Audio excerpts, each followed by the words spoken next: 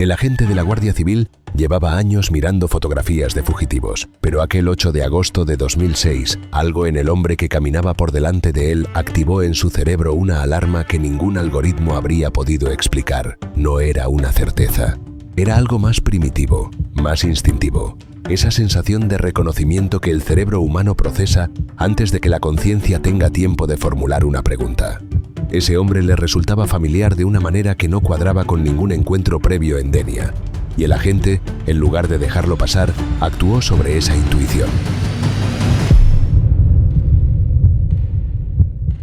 Lo que ocurrió después de que ese hombre fuera interceptado y trasladado a dependencias policiales cambió para siempre la historia de la criminalística forense en España. Porque cuando los agentes de la policía científica analizaron las huellas dactilares del detenido, encontraron algo que en 40 años de carrera policial ninguno de ellos había visto antes. Las crestas papilares de sus dedos índice y pulgar de la mano derecha no eran sus crestas papilares originales. Alguien, en algún quirófano clandestino en algún lugar del mundo, había extirpado la piel de esas yemas y había sustituido el tejido original por injertos de piel procedentes de la planta de sus propios pies. Un narcotraficante gallego que llevaba 14 años fugado de la justicia española había intentado borrarse del registro de la realidad. Había intentado convertirse en nadie. Había intentado hacer exactamente lo que ningún manual de criminalística había contemplado hasta ese momento como una amenaza real, y casi lo había conseguido. Este es el caso de Francisco Javier Martínez San Millán, alias el Franqui, el primer delincuente de alto perfil documentado en la historia policial española, que recurrió a la cirugía plástica para alterar sus huellas dactilares y neutralizar los sistemas de identificación del Estado. Una historia que empieza en las Rías Gallegas a finales de los años 80, pasa por las costas mediterráneas de Alicante, se adentra en los quirófanos de la medicina clandestina al servicio del crimen organizado y termina con una lección forense que ningún narcotraficante del mundo debería olvidar: que el cuerpo siempre habla, que la biología siempre guarda el registro de quién eres y que a veces la huella de una cirugía dice más sobre ti que la huella que intentabas borrar. Para entender quién era el Franqui y por qué lo que hizo fue tan extraordinario, hay que entender primero en qué mundo se movía. Galicia, a finales de los años 80, era un escenario criminal sin equivalente en el resto de España. Las Rías Gallegas, especialmente la Ría de Arousa, se habían convertido en la puerta de entrada principal de la cocaína sudamericana hacia Europa occidental. El 80% de la cocaína que llegaba al continente europeo en aquellos años lo hacía a través de las costas gallegas, descargada en las calas apartadas de las rías por clanes que habían perfeccionado durante décadas el arte del contrabando nocturno con lanchas planeadoras que la Guardia Civil era incapaz de seguir.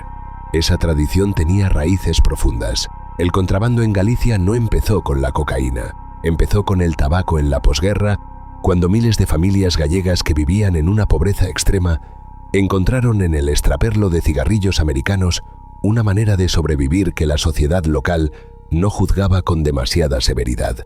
Esos contrabandistas eran para sus vecinos figuras casi simpáticas, gente lista que se buscaba la vida al margen de unas normas que tampoco los habían tratado especialmente bien. Cuando el dinero de la cocaína llegó a principios de los 80 y multiplicó por 100 los márgenes disponibles, las redes que ya existían se adaptaron con una naturalidad que resultaba perturbadora. El producto cambió, las cantidades se dispararon y los clanes históricos de la ría se convirtieron en socios imprescindibles de las organizaciones internacionales que buscaban introducir toneladas de cocaína en Europa sin pasar por los controles de los puertos comerciales. En ese ecosistema criminal operaban figuras que se convirtieron en leyendas casi en vida: Sito Miñanco, Laureano Oubiña, los Charlains, capos que se paseaban en coches de lujo por los pueblos de Cambados y Villagarcía de Arosa, que financiaban clubes de fútbol y patrocinaban fiestas populares, que habían construido una red de complicidades sociales e institucionales tan densa que el Estado tardó años en poder penetrarla de manera efectiva. Francisco Javier Martínez San Millán se movía en ese mismo mundo, pero con un perfil radicalmente diferente al de los capos más visibles. Había nacido en San Pedro Bercianos, en León, pero desarrolló toda su carrera delictiva en el corazón de Pontevedra, estableciendo su residencia en Poio. Y a diferencia de los patriarcas de la Ría de Arousa, que construían su poder sobre la ostentación y la presencia pública, San Millán eligió desde el principio una operatividad técnica y una discreción que le permitieron ascender en las estructuras de poder sin convertirse en el blanco mediático que otros capos representaban. Era el tipo de criminal que prefería no aparecer en los periódicos, no ser reconocido en los bares, no generar la clase de rumores que antes o después llegaban a oídos de las autoridades. Esa discreción fue su mayor activo durante años. Y fue también la característica que le permitió, cuando llegó el momento de huir, desaparecer con una eficacia que sus colegas más visibles nunca habrían podido replicar. La Operación Nécora llegó en junio de 1990 como el primer golpe real que el Estado español asestaba contra las cúpulas del narcotráfico. Fue una operación diseñada y ejecutada bajo la supervisión del juez Baltasar Garzón, un magistrado que en aquellos años había decidido que la impunidad de los narcos gallegos era una anomalía democrática que no podía sostenerse indefinidamente. El despliegue fue sin precedentes para lo que España había visto hasta entonces. 300 agentes movilizados simultáneamente en distintos puntos de Galicia, detenciones coordinadas que buscaban descabezar las estructuras de poder del narcotráfico regional, de manera que no hubiera tiempo para que las redes de aviso funcionaran y los objetivos principales se pusieran a salvo. Martínez San Millán figuraba entre los procesados en ese macrojuicio, enfrentando cargos graves relacionados con el tráfico de cocaína a gran escala. El proceso judicial fue largo y enormemente complejo, porque los abogados defensores de los capos gallegos eran los mejores del país, pagados con fortunas que los fiscales públicos nunca podrían igualar, y porque las redes de influencia que los clanes habían construido durante años alcanzaban hasta lugares donde nadie quería mirar demasiado de cerca. Al final, San Millán fue condenado a 17 años de prisión por delitos contra la salud pública, pena que posteriormente fue rebajada a 12 años por los tribunales de apelación. 12 años que representaban una cantidad de tiempo que San Millán claramente no estaba dispuesto a pasar entre rejas. La señal de lo que iba a ocurrir llegó el 27 de septiembre de 1994, exactamente 24 horas antes de que se le notificara oficialmente la sentencia y se ordenara su ingreso en prisión. San Millán desapareció. No de manera dramática ni espectacular, simplemente dejó de estar donde debería haber estado. No hubo persecución de película, no hubo tiroteo, no hubo escena de fuga cinematográfica. Solo el vacío que deja a alguien que ha planificado su desaparición con el tiempo y la meticulosidad suficientes para que cuando las autoridades lleguen a buscarlo, ya sea demasiado tarde para cualquier reacción efectiva. Esa desaparición lo colocó en la lista de los 15 prófugos más buscados de España, una distinción que en circunstancias normales habría sido el tipo de presión que acaba doblegando a cualquier fugitivo. Pero San Millán no era un fugitivo normal. Y lo que construyó durante los 14 años siguientes demostraría que había pensado en su huida con una profundidad y una previsión que iban mucho más allá de simplemente cruzar una frontera y esconderse en algún lugar lejano. Lo que construyó fue una nueva vida, no solo una nueva identidad en el papel, aunque eso también. Una nueva vida completa, con una profesión, con un entorno social, con una rutina que justificara su presencia en un lugar donde nadie lo conocía y donde nadie tenía razones para sospechar de él. Se estableció en Denia, una ciudad mediterránea de la provincia de Alicante, lo más lejos posible de sus raíces gallegas, tanto geográfica como culturalmente. Adoptó el nombre de Gustavo Adolfo Rey Fernández, una identidad que no había inventado sino que había tomado prestada, o más exactamente robada, a un ciudadano real de Pontevedra, cuya documentación le permitía pasar controles rutinarios sin levantar alarmas en los sistemas informáticos.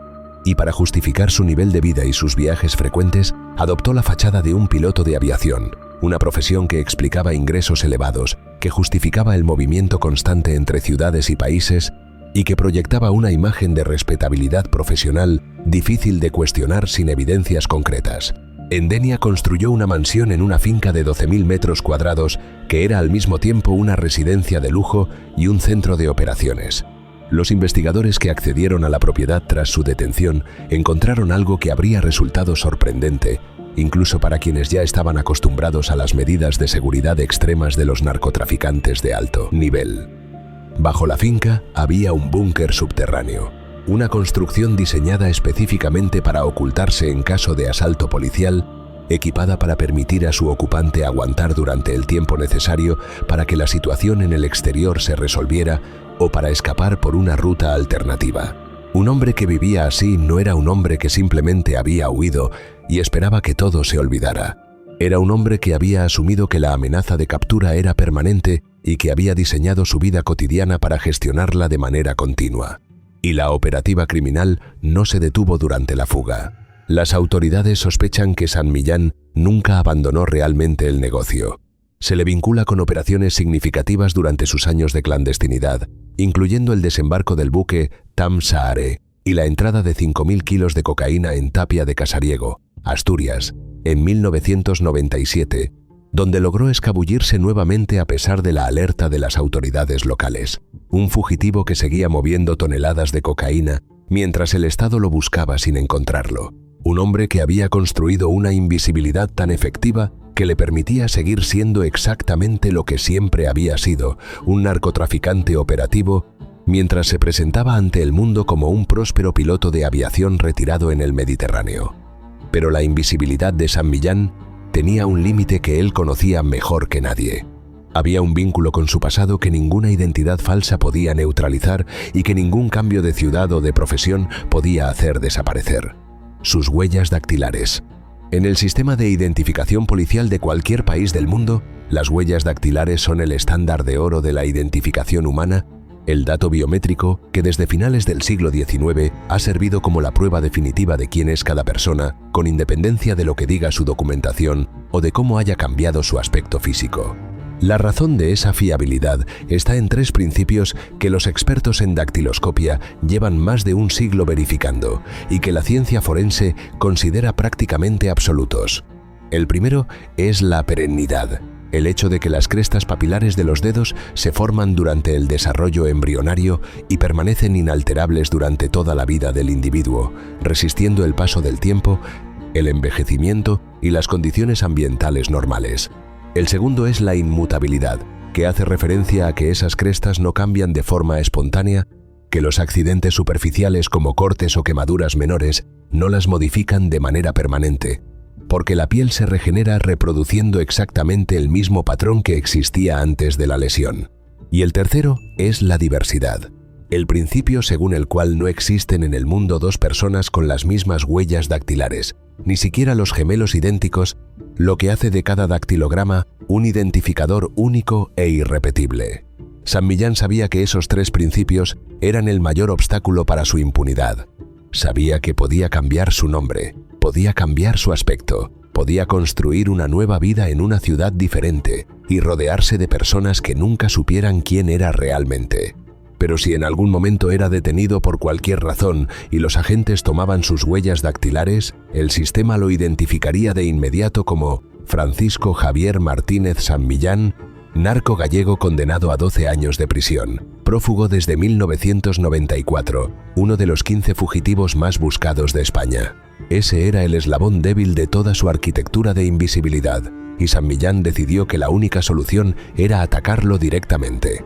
Lo que hizo a continuación fue algo que los manuales de criminalística forense no habían contemplado como una amenaza real porque ningún delincuente anterior lo había ejecutado con esa sofisticación técnica. Se sometió a una cirugía de alteración dactilar, una intervención quirúrgica de alta complejidad que requería conocimientos avanzados de microcirugía plástica y una infraestructura médica que claramente no estaba disponible en ningún quirófano legal de ningún país donde el médico estuviera dispuesto a asumir el riesgo de ser cómplice de un fugitivo internacional.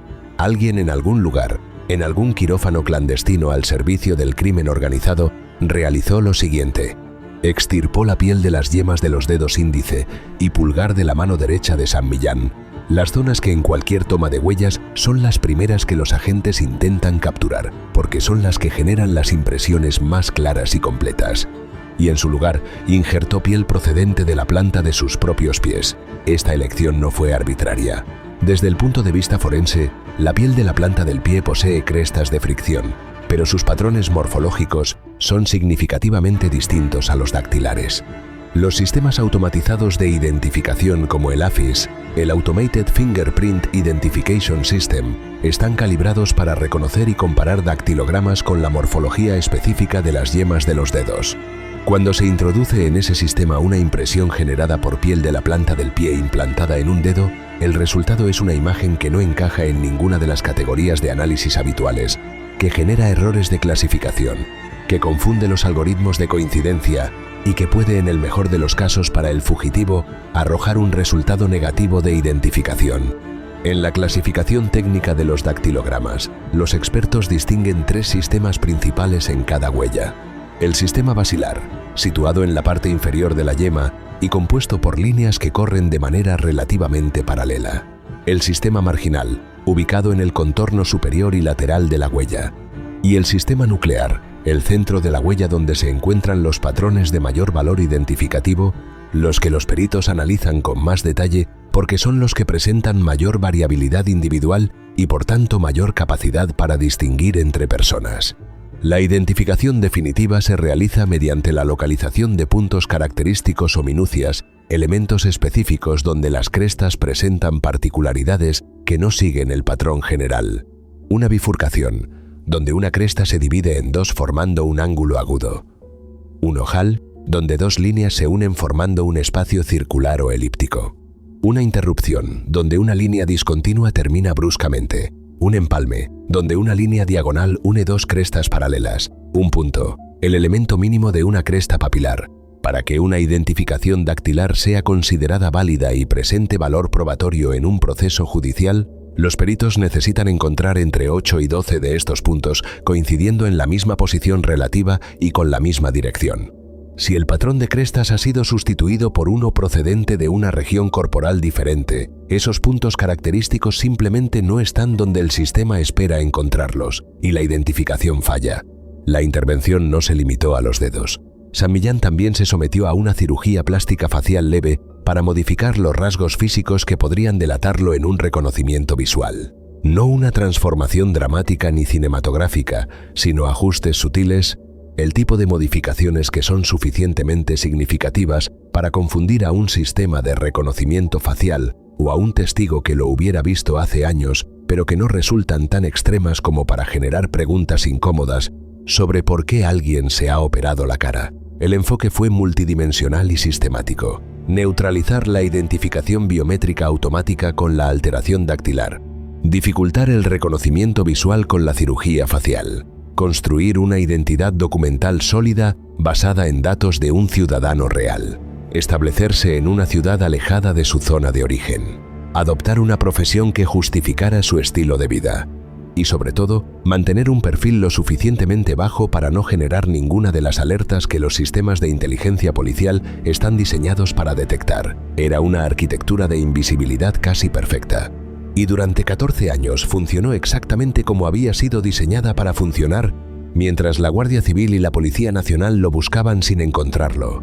Y él seguía viviendo en su mansión mediterránea, fingiendo ser un piloto retirado llamado Gustavo Adolfo Rey Fernández.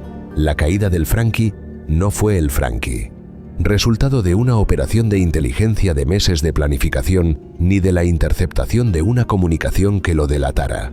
Fue el resultado de algo mucho más simple, más humano y en cierta manera más poético que cualquier éxito tecnológico. Fue la memoria visual de un agente de la Guardia Civil que un día de agosto de 2006 vio a un hombre caminar por las calles de Denia y sintió que lo conocía de algún lugar que no era Denia. Esa intuición, esa alarma primitiva que el cerebro humano activa antes de que la conciencia tenga tiempo de formular una hipótesis consciente, fue lo que comenzó a deshacer 14 años de invisibilidad construida a un coste enorme en dinero, en esfuerzo y en el tejido de su propio cuerpo.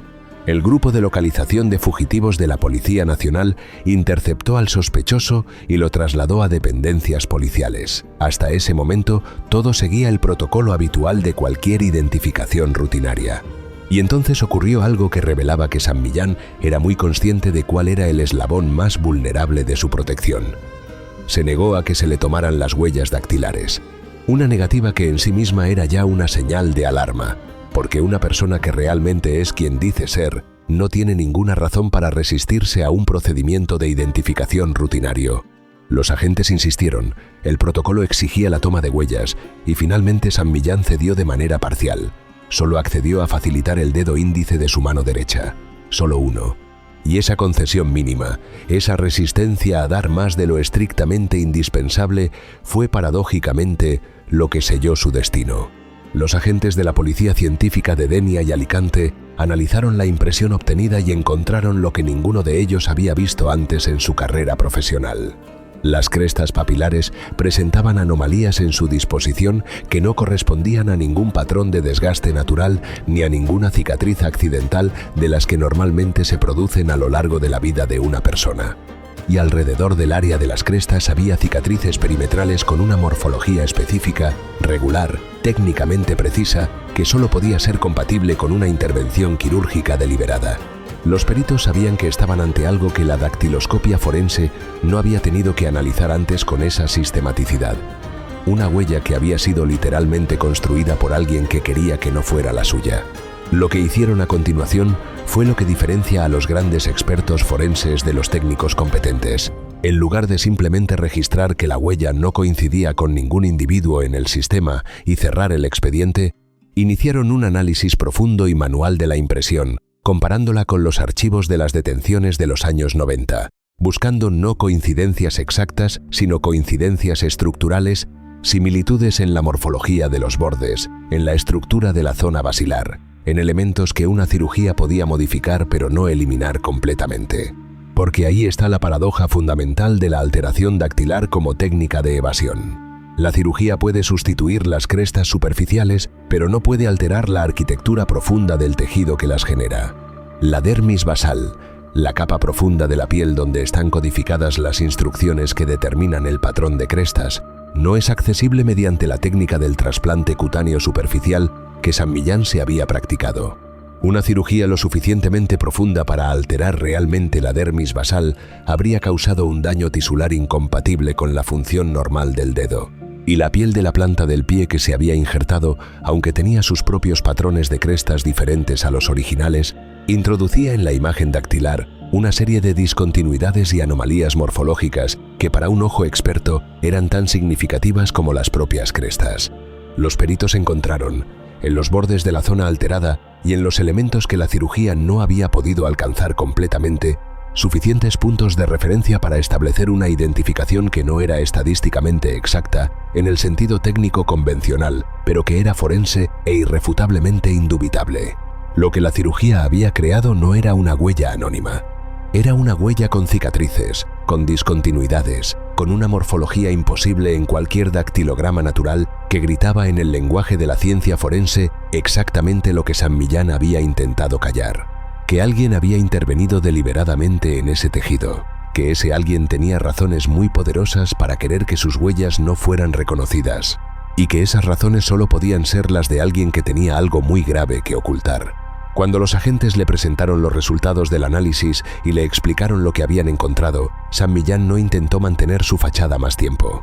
La confesión que siguió fue tan lacónica y tan reveladora de su carácter como todo lo que había hecho durante 14 años de fuga. Cuando vi el despliegue dijo: me di cuenta de que sabíais quién era y la buena vida se había acabado. Sin dramatismo, sin protestas de inocencia, sin intentar ganar tiempo con alguna estrategia legal de emergencia. Solo la fría aceptación de alguien que había jugado una partida larga y sofisticada y que reconocía con la misma frialdad con que la había jugado que había llegado a su fin. La prensa española recogió el caso con una mezcla de fascinación y asombro. El término que todos los periodistas buscaban para describir lo que San Millán había hecho era inédito, porque efectivamente lo era en el contexto español. Un narcotraficante que se había operado las huellas dactilares no era algo que nadie hubiera contemplado como posibilidad real. Era el tipo de cosa que ocurría en las películas de espías, no en los juzgados de instrucción de Alicante. Y sin embargo había ocurrido. Y la prueba estaba en los informes periciales y en las cicatrices de los dedos de un hombre que llevaba 14 años fingiendo ser piloto en el Mediterráneo. Pero el caso del Franqui gallego no fue solo un hito en la historia de la criminalística española. Fue el preludio de una tendencia que en las décadas siguientes se extendería por las organizaciones criminales transnacionales del mundo entero, que tomaron nota de lo que San Millán había intentado y decidieron perfeccionar la técnica en lugar de abandonarla. En Colombia, en México, en Brasil, en todos los lugares donde el narcotráfico internacional opera con suficiente capacidad financiera como para pagar los servicios de médicos dispuestos a cruzar las líneas de la ética profesional, la alteración biométrica pasó de ser una curiosidad histórica a convertirse en una herramienta operativa reconocida. Las agencias de seguridad internacionales comenzaron a actualizar sus protocolos para contemplar esta posibilidad. Los sistemas AFIS incorporaron módulos de detección de anomalías que alertaban cuando una impresión presentaba las características morfológicas asociadas a una intervención quirúrgica. Los departamentos de policía científica de varios países europeos desarrollaron procedimientos específicos para el análisis forense de huellas alteradas, basándose en parte en las lecciones aprendidas en Denia en agosto de 2006, y en los quirófanos clandestinos que sirven al crimen organizado en distintos continentes. Los cirujanos que ofrecen sus servicios para alterar identidades biométricas siguieron refinando sus técnicas intentando superar las limitaciones que habían llevado a la captura de San Millán. Una carrera armamentística entre la medicina al servicio del crimen y la ciencia forense al servicio de la justicia que todavía hoy no ha encontrado su resolución definitiva. En febrero de 2024, 18 años después de la captura de Francisco Javier Martínez San Millán en Denia, las autoridades colombianas detuvieron en Medellín a un hombre que compartía con el narco gallego algo más que el alias: Franklin de Jesús Jaramillo.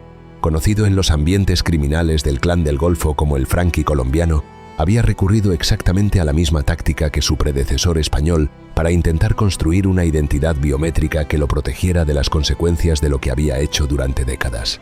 Cirugía facial para modificar los rasgos que los sistemas de reconocimiento y los testimonios de testigos podían identificar. Cirugía dactilar para alterar las huellas que los sistemas automatizados de las agencias de seguridad nacionales e internacionales podían comparar con sus antecedentes. Una inversión significativa de dinero y de riesgo físico, destinada a crear una zona de sombra biométrica, donde ningún sistema automatizado pudiera ubicarlo de manera definitiva. Jaramillo tenía 56 años cuando fue capturado y llevaba décadas siendo una pieza clave en la estructura logística del Clan del Golfo, la organización criminal más poderosa de Colombia en el período posterior al desmantelamiento de los grandes cárteles de Medellín y Cali.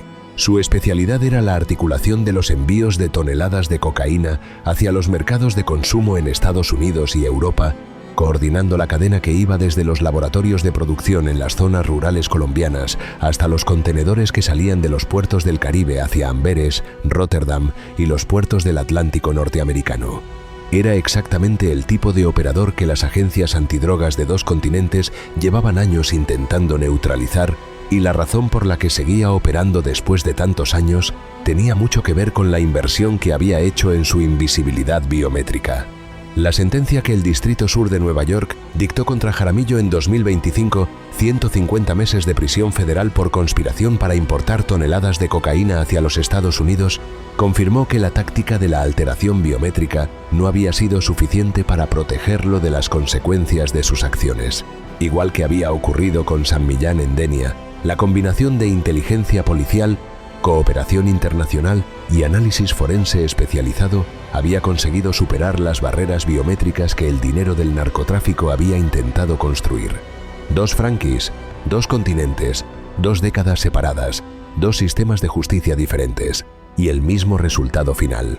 Porque la pregunta que los dos casos plantean de manera inevitable no es si la alteración dactilar funciona de manera teórica. Funciona, hasta cierto punto y durante cierto tiempo. La pregunta es si funciona de manera definitiva frente a una investigación forense lo suficientemente determinada, y la respuesta que la historia ha dado en ambos casos es que no. Para entender por qué no, hay que entender lo que ocurre cuando los peritos forenses se enfrentan a una huella dactilar que ha sido intervenida quirúrgicamente y que no arroja coincidencias en los sistemas automatizados de identificación. El primer recurso es la ampliación del análisis más allá de los dactilogramas. La dactiloscopia estudia las huellas de los dedos, pero la lofoscopia, la disciplina más amplia en la que se inscribe, incluye también la quiroscopia, que estudia los patrones de las palmas de las manos, y la pelmatoscopia, que estudia los patrones de la planta de los pies. Los narcotraficantes que se operan los dedos rara vez se operan también las palmas o las plantas de los pies, porque la extensión del tejido involucrado hace que la intervención sea enormemente más compleja, más arriesgada desde el punto de vista médico y más difícil de ocultar durante el proceso de recuperación. Un perito forense que se encuentra con dedos intervenidos puede buscar en esas otras zonas corporales la información biométrica que los dedos ya no pueden proporcionar de manera limpia. El segundo recurso es la técnica conocida como el guante forense, un procedimiento que resulta perturbador cuando se describe, pero que ha demostrado su eficacia en casos donde la piel de los dedos ha sido tan severamente dañada que no ofrece ninguna información útil en su superficie exterior. La técnica consiste en retirar la capa de piel de los dedos del cadáver o, en determinadas circunstancias y con la debida autorización judicial, del individuo vivo cuando la epidermis ha quedado completamente inutilizable, para que un perito se coloque esa piel sobre su propia mano y pueda obtener impresiones desde una perspectiva diferente o revelar patrones que no eran visibles desde el exterior. Es una técnica extrema, reservada para casos extremos, pero su existencia ilustra hasta dónde puede llegar la ciencia forense cuando está determinada a establecer una identidad que alguien ha intentado borrar. El tercer recurso es el análisis químico de los residuos presentes en los poros de la piel, porque incluso cuando las crestas han sido alteradas o destruidas, los aminoácidos del sudor que los poros exudan permanecen en el tejido y pueden ser revelados mediante reactivos como la ninhidrina, que hace visibles los rastros de la secreción incluso después de intentos de eliminación mediante abrasión o tratamientos químicos superficiales.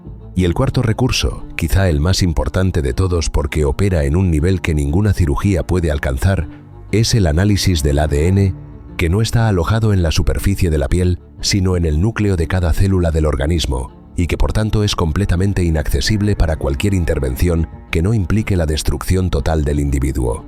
Ningún cirujano del mundo, por hábil y dispuesto que esté a cruzar las líneas de la ética médica, puede alterar el ADN de alguien. Y en el contexto forense moderno, donde las bases de datos de ADN de los principales países incluyen los perfiles de millones de individuos con antecedentes penales, la identificación por ADN constituye una barrera que la alteración dactilar no puede superar. Pero la historia del Franky y de la medicina clandestina al servicio del narcotráfico no termina con la captura de San Millán ni con la condena de Jaramillo. Termina con una pregunta que los organismos de seguridad internacionales llevan años intentando responder con los datos disponibles. ¿Cuántos narcotraficantes operan hoy en el mundo con identidades biométricas alteradas que los sistemas actuales todavía no han conseguido perforar? ¿Cuántos cirujanos están participando en intervenciones que constituyen un delito de encubrimiento y de falsedad procesal de la mayor gravedad, pero que se realizan en instalaciones tan ocultas y tan protegidas por el dinero del crimen? ¿Organizado que las autoridades no han conseguido llegar hasta ellas? ¿Cuántas personas caminan hoy por las calles de ciudades del mundo con una identidad construida sobre la destrucción de su propia biología, convencidas de que han encontrado la manera de existir por fuera del registro que el Estado mantiene sobre sus ciudadanos? No hay respuesta precisa a ninguna de esas preguntas. Lo que sí hay es una tendencia documentada. Las agencias antidrogas de Europa, Estados Unidos y Colombia han registrado en los últimos años un número creciente de casos donde los detenidos presentan evidencias de intervenciones biométricas, donde los peritos forenses encuentran cicatrices incompatibles con accidentes naturales en las yemas de los dedos, donde los sistemas automatizados generan errores de identificación que solo tienen explicación si alguien ha intervenido deliberadamente en el tejido que debería generar la huella. La técnica se ha extendido más allá de los grandes capos que pueden pagar cirugías de alta complejidad. Ha bajado en la jerarquía criminal hasta alcanzar a operadores de nivel medio que han accedido a procedimientos más rudimentarios, más dolorosos y menos técnicamente sofisticados, pero que igualmente dificultan la identificación automatizada. Y la medicina clandestina ha respondido a la demanda con una oferta que incluye, en las zonas de mayor influencia del narcotráfico internacional, clínicas que no aparecen en ningún registro sanitario y que ofrecen servicios que ningún médico con licencia y con algo que perder se plantearía siquiera. Las agencias de seguridad han comenzado a monitorear este ecosistema con una intensidad que no existía hace 20 años. El bisturí se ha reconocido oficialmente como una herramienta de evasión tan relevante como el pasaporte falso o el soborno institucional, y las estrategias de persecución de fugitivos se han adaptado para incorporar el análisis forense de las anomalías biométricas como un elemento central y no como una curiosidad periférica. Lo que el caso de Francisco Javier Martínez San Millán demostró en agosto de 2006, en una dependencia policial de Denia, donde los peritos de la policía científica miraban con asombro las huellas de alguien que había intentado borrarse del mapa biológico, es algo que la ciencia forense repite con la consistencia de una ley física. El cuerpo siempre habla. No importa cuántas capas de intervención se pongan sobre él. No importa cuánto dinero se invierta en silenciarlo. No importa cuántos años pasen mientras el fugitivo construye su nueva vida en algún rincón del mundo donde nadie lo conoce. La huella de una cirugía dactilar no es una huella que no existe. Es una huella que dice que alguien no quería que existiera. Y en el lenguaje de la ciencia forense, eso es lo más elocuente que puede decirse.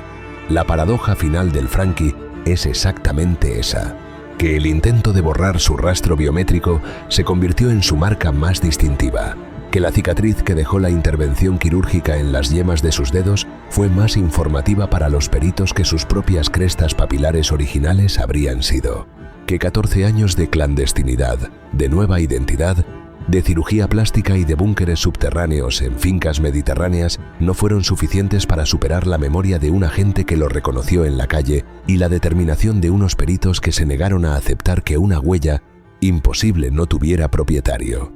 Si esta historia te ha impactado, déjalo en los comentarios. Si conocías el caso del Franky o sabías que existía esta técnica de alteración biométrica, cuéntanoslo. Y si quieres más historias del crimen organizado contadas con este nivel de profundidad, suscríbete a Vida Criminal y activa la campana de notificaciones. Nos vemos en el próximo vídeo.